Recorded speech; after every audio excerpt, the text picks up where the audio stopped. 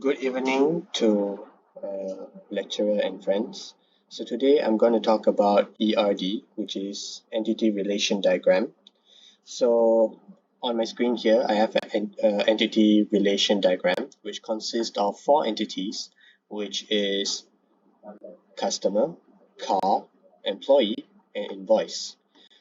Each entity has its own attributes. For example, in customer section, we have customer ID, name, phone number, address, country, and city. Meanwhile, for car, we have car ID, serial number, and model.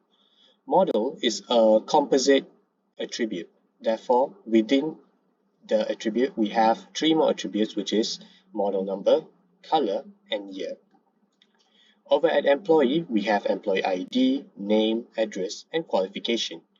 However, qualification is an attribute that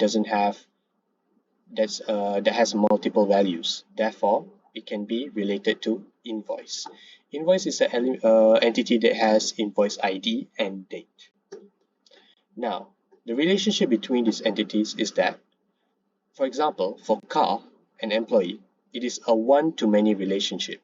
Why? Because one employee can sell many cars, but one car can only be sold by one employee. Therefore, it is a one-to-many relation. Meanwhile, between car and customer, it is also a one-to-many relation because one customer can have many cars, but one car can only have one owner, which is the customer.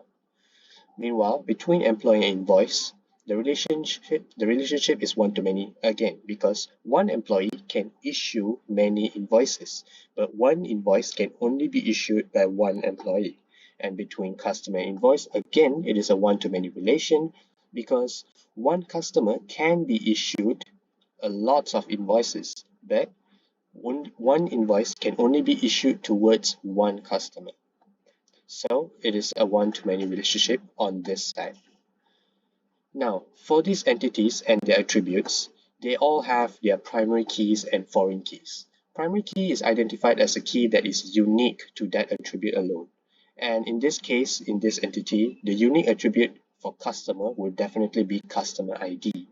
For car, it would be car ID, employee will have employee ID, and invoice will have invoice ID. So these four are the primary keys of the respective entities. Meanwhile, for foreign key could possibly be any key that has a relationship with the other one.